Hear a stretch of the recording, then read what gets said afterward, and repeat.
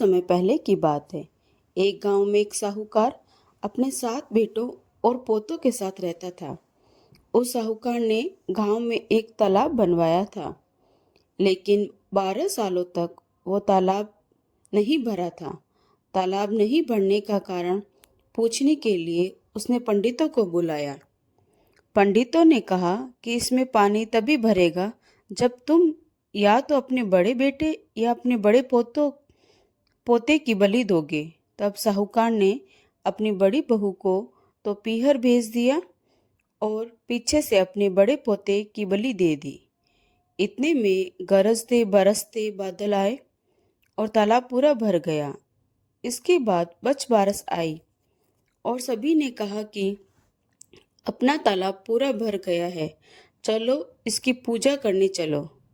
साहूकार अपने परिवार के साथ तालाब की पूजा करने गया। वह दासी से बोल गया कि गेहूं को पका लेना। गेहूला से तात्पर्य गेहूं के धान से है। दासी समझ नहीं पाई। दरअसल गेहूला गाय के बछड़े का नाम था। उसने गेहूले को पका लिया। बड़े बेटे की पत्नी भी पीहर से तालाब पूजने आ गई थी। तालाब पूजने के बाद वह अपने बच्चों से प्यार करने लगी। तभी उसने बड़े बेटे के बारे में पूछा। तभी तालाब में से मिट्टी में लिपटा हुआ उसका बड़ा बेटा निकला और बोला कि माँ, मुझे भी तो प्यार करो। तब सास बहू एक दूसरे को देखने लगी। सास ने बहू को बलि देने वाली सारी बात बता दी। फिर सास ने कहा कि बच बारस माता ने हमारी लाज रख ली और हमारा बच्चा वापस दे दिया। तालाब की पूजा करने के बाद जब वह वापस घर लौटे तो उन्होंने देखा बछड़ा नहीं था। साहूकार ने दासी से पूछा कि बछड़ा कहाँ है, तो दासी ने कहा कि आप ही ने तो उसे पकाने को कहा था।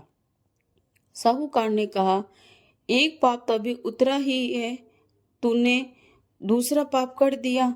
साहूकार ने पका हुआ बछड़ा मिट्टी में दबा दिया। शाम को गाय वापस लौटी तो वह अपने बछड़े को ढूंढने लगी और फिर मिट्टी खोदने लगी। तभी मिट्टी में से बछड़ा निकल गया। साहूकार को पता चला तो वह भी बछड़े को देखने गया। उसने देखा कि बछड़ा गाय का दूध पीने में व्यस्त था। तब साहूकार ने पूरे गांव में यह बात फैलाई कि हर बेटे की माँ को बच बारस का व्रत करना चाहिए और तालाब पूजना चाहिए। हे बच बारस माता, जैसा साहूकार की बहू को दिया वैसा हमें भी देना। कहानी कहते सुनते ही सभी की मनोकामना पूर्ण करना। जय बच बारस माता।